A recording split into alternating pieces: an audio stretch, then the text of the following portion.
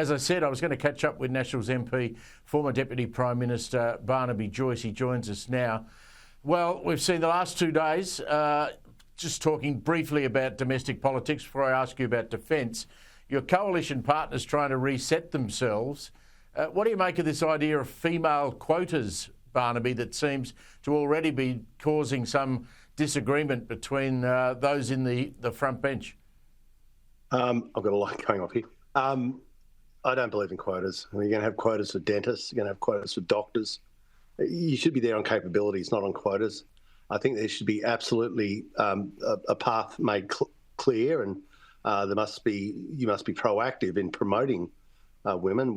I do that in my own office, and I think I've done it in my own career. But the idea that I'm going to select you based on gender, I don't like people being selected based on race, based on gender, based on religion.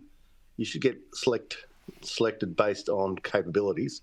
And I suppose you keep it in the back of your mind. I mean, if it's based on gender, do you say, oh, well, I'm probably not the best person, I just happen to be the right gender?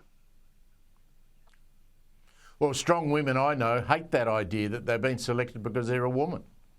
Yeah, well, there's places where there should be differentiation, such as in sport. Obviously, you can't have blokes competing in women's sport, but in areas where there is basically you've both got a brain between your ears and you have capabilities and you have experience, the idea that now we're going to select the person who's best to run Australia on the premise of their gender. We need people to run Australia on the premise of their capabilities, on the premise of their attributes, not on the premise of their gender. How would you feel if, when you were Deputy Prime Minister, you got called into the PM's office and they said, listen, Barnaby, we want you to go to NATO because the Prime Minister, me, I can't afford to go there in case Donald Trump won't meet me again. And you get sent and you're in the back row up on the right-hand side, as far away from Donald Trump as possible, and you still don't get to meet him and you've got to come back home. How would you have felt about that, my friend? Feel like the current seating arrangements in the chamber, actually. But look, something's gone seriously wrong here, hasn't it? I mean, our relationship with the United States is obviously it's got problems, and that's really bad for us. We, as I've said before in other mastheads or other media, our Defence Force is way, way, way below where it needs to be, and we live in the most precarious of times, I would say, since probably equivalent to the Cold War, but since the Second World War.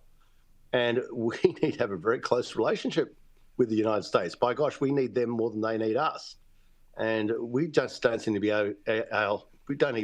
we're not even able to crack a cup of tea. And this is no good. And yeah, my poor old Richard Marles, he looked like he shouldn't be there. If he was any further out, he'd be in the room next door, wouldn't he? Listen, those NATO countries, they've now said, OK, we're going to go, probably up to 3.5 on defence spending, and then the next level up to 5 on things like roads and bridges and things in Europe that could be improved in case there is any sort of a ground war. So there must be huge pressure now on Marles and Anthony Albanese and Penny Wong and that whole crowd to at least have a national discussion about what more we need to spend. I just had a 4-star retired general from America on the program saying, listen, the region you're in, you've got to get serious, mate. Yeah, well, yeah, as I've been saying for years, for decades, we've got to become as powerful as possible, as quickly as possible. And that doesn't just mean planes, ships, tanks. It also means that you've got to have connectivity and roads. So trying to seal the outback weight so you can go get troops from Townsville down to Perth, straight across the nation. This is the sort of thing Eisenhower did to shore up the United States of America. And we've got to make sure that we've got ports that we can move ships in, move ships out. We have to have baseload electricity so we can actually build things. Yet we don't. We're in a war against the weather. We're raging against the rain. That's where we are. Climate policy. And that is not going to take over Australia. If we get this wrong, the defence of our nation, we will lose this nation. And that's what Americans and others keep telling us. Do you understand, Australia, how precarious the world is? And it's most precarious in the region that you are in. But you don't seem to be able to lock onto this. And you're distracted by all this other garbage, net zero. I mean, forget about net zero. You'll have net zero Australia if you get this one wrong. Yeah, and I mean, you were quite right to bring this up all those years. I mean, you championed very much the train service in the middle of Australia that had to be built so we could, get freight moved up there. I mean, how are you going to move heavy ordnance if you can't even use the train lines properly? Well, this is the train line for your listeners that goes from Melbourne through to Brisbane through the inland, and that's how you move massive amounts of stuff quickly and efficiently. If what you're relying on is things such as the Pacific Highway, you probably notice the Pacific Highway goes along the Pacific. So if something goes wrong, it's a very easy road to take out. And, it's not being melodramatic. That's how you got to think if you're going to protect your nation in a time of war. And you've actually got to have the capacity to provide every component for artillery shells, to provide to do your very best to manufacture things to fix your planes, to have the capacity to build your ships. And we don't have any of that.